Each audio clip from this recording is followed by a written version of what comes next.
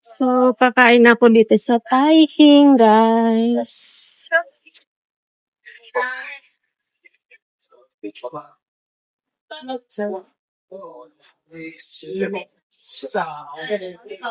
Yat ko. Hello, Yat. các bạn nhập ký hậu thoại ạ.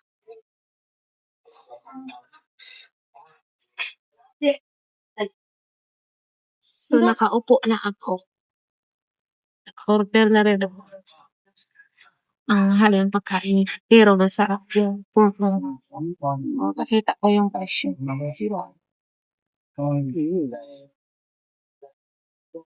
Wait, ito yung $68. Hindi pa kasama yung price. Sabi na, mahal. Thank you.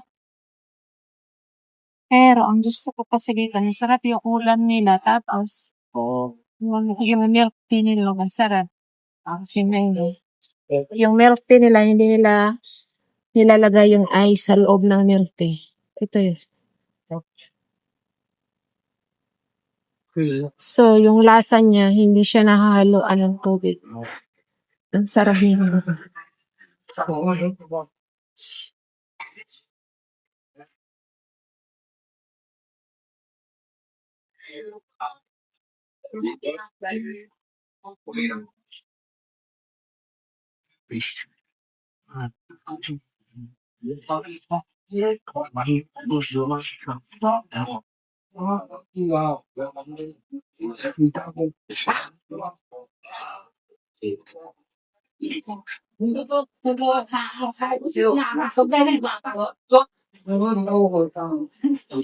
Hindi lang mo kasi wala kang pagkain.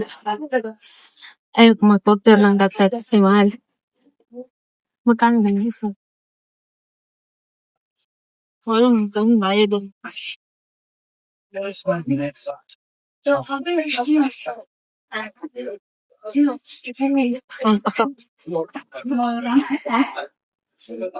Libre. Pag-dinner, libre ka din. Kasama na doon sa ulam. Dapat lang kasi mahal na lang yun. Set na kayo. Sarap. Tayo.